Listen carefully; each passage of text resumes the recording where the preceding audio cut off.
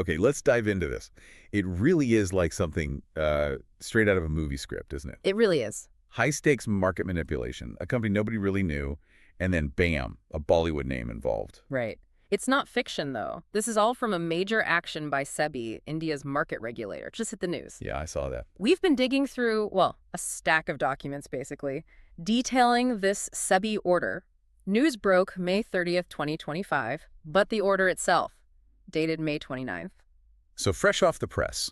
And our job here, our mission for this deep dive is to unpack all of that. Exactly. Figure out what exactly went down, pull out the key details, and I guess understand the mechanics of this whole scheme SEBI found and what it means. Okay, so the company at the center of it all is Sadhna Broadcast Ltd. Sadhna Broadcast. Yeah.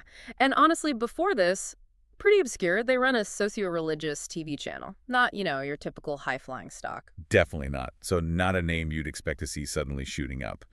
But looking at the timeline, sometime between, March 2022 and November 2022. That's the window, yes. March 8th to November 30th, 2022. And during that time, this stock just became this focal point of, really intense and suspicious activity. That's what our information points to. A group, individuals and companies, allegedly cooked up a classic pump and dump. The pump and dump. The goal is textbook manipulation. You artificially inflate the share price. Right, and you do that because you want to trick retail investors, the unsuspecting public, into buying. Exactly. They buy at those high prices, thinking it's going to the moon. And that gives the insiders, the schemers, the chance to sell their shares for a huge profit. They create the exit door. It's pretty cynical, and SEBI did notice something was up. Our analysis shows they got complaints between July and September 2022. Okay. People pointing out weird price movements in Sadhna broadcast stock definitely raised some red flags. So the regulators weren't asleep at the wheel entirely. No, and that investigation led to this big order, 109 pages, I think. Oh, wow. Issued May 29th, 2025. And it names names, a lot of them. 59 individuals and entities total. 59. That's a big net. It is, and the consequences. Market bans, some serious fines, and a big order to cough up the illegal profits. Disgorgement, they call it. Okay, disgorgement. So who are the main players here? The alleged ringleaders? Well, the order points to Gaurav Gupta, Rakesh Kumar Gupta, and a guy named Manish Mishra as the alleged masterminds. Manish Mishra. That name seems important. What was his role? Oh, hugely important, and very 21st century. He ran 5 YouTube channels. 5? Yeah. The Advisor, Midcap Calls, Profit Yatra, MoneyWise, and India Bullish. These weren't just side projects. They were like the scheme's megaphone. So he was the hype man. Absolutely. These channels pumped out tons of false claims about Sadhna Broadcast, just completely fabricated stories. Like what kind of stories? Oh, that Sadhna was about to sign a massive deal with the Adani Group, or they'd landed a huge, 1,100 crore contract with some big American corporation for devotional movies. Seriously, devotional movies. Yep, and they even threw in buzzwords like getting a 5G license, just noise to make it sound cutting edge. And none of it was true. Zero basis in reality, according to the evidence presented by SEBI. Just pure fabrication to pump the stock. Wow. Okay, and the Bollywood angle. Where does Arshad Warsi fit in? Him and his wife, Maria Goretti. They were also named in the order, yes. The specifics for them. A 1-year ban from trading. 1-year ban. And a 5 lakh fine each. SEBI calculated their profits from trading Sadhna shares too. Arshad apparently made 41.70 lakh. Okay. And Maria made 50.35 lakh. So not insignificant amounts. Yeah. What was their side of the story, their defense? Well, the report mentions they claimed to be total stock market newbies. Zero knowledge was the phrase used, apparently. Just following advice they got. Arshad reportedly even said they lost all their hard-earned money in the market eventually. Right. We were naive defense. Kind of. But SEBI's findings seem to paint a different picture. They found evidence suggesting Arshad wasn't just trading his own account, Right. but also using Maria's account and his brother Iqbal Warsi's account too. That complicates the zero-knowledge claim. It does, and maybe more significantly, the investigation apparently found WhatsApp chats. Chats showing coordination about Sadhna shares between Arshad, Maria, and this Manish Mishra guy. Ah, the YouTuber. The YouTuber, yeah. So that suggests maybe a bit more awareness and participation than just blindly following advice. Yeah, that evidence points away from them just being innocent victims caught in the crossfire. Yeah. Okay, who else was involved? You mentioned operational people. Right. The order names others who helped make it happen. Subhash Agarwal, described as a kind of middleman. Okay. Piyush Agarwal, a dealer involved in the trading. Lokesh Shah, who owned a stockbroker franchise. And Jatin Shah, who apparently helped operationalize things. Got it. A whole network. And even some promoters were implicated. Shreya Gupta, Saurabh Gupta, Pooja Agarwal, and a company called Varun Media. Varun Media. Yeah, interestingly, they were apparently spared a fine because they're insolvent, but they're still on the hook for the disgorgement. They still have to pay back any gains. Right. Insolvency doesn't wipe out the ill-gotten gains. Yeah. Okay, so we have the players. How did the actual scheme work? Can we break down the mechanics, the playbook? Yeah, let's walk through it. Think of it in steps. Step 1, pump up the price. Okay. Sadhna Broadcast was thinly traded. Not many shares usually bought or sold. That's key. Why is that key? Because in a thinly traded stock, it doesn't take much coordinated buying to make the price jump significantly.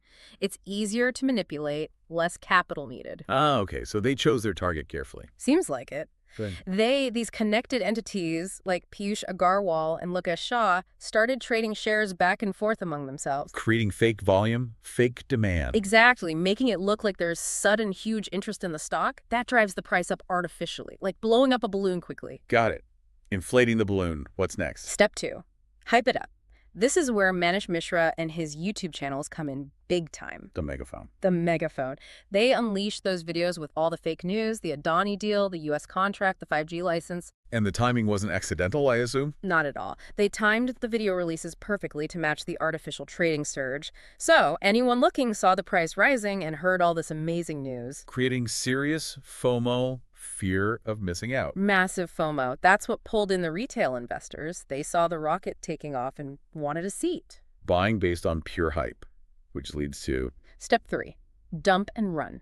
Once the price was high enough, thanks to the fake trading and the fake hype. The insiders started selling. Precisely. They dumped their shares onto the market, selling them at that inflated premium price to all the new retail buyers flooding in. Making huge profits. Huge profits. The figures cited are pretty stark. Gaurav Gupta apparently made 18.33 crore. Sadhna Bio Oils PVT Ltd, another entity, 9.41 crore. Wow. And Arshad and Maria, they sold during this phase too. The details suggest yes, they bought shares around July 13th, 2022 from some of the other players like Jatin Shah. And then, when the price was near its peak, they sold. Both dumped around 3.29 lakh shares each, capitalizing on that peak price they helped create. Okay, so they bought in, seemingly from connected parties, and sold out at the top. That's what the evidence presented suggests. And then, inevitably, comes step 4. Let me guess. The crash. The crash, leaving retail investors holding the bag. As the insiders finished selling, the artificial support vanished. The balloon popped. And the price plummeted. Plummeted back down to its, real much lower value. And all those retail investors who bought near the top. Stuck with massive losses. Devastating losses. You can see it in the shareholding data.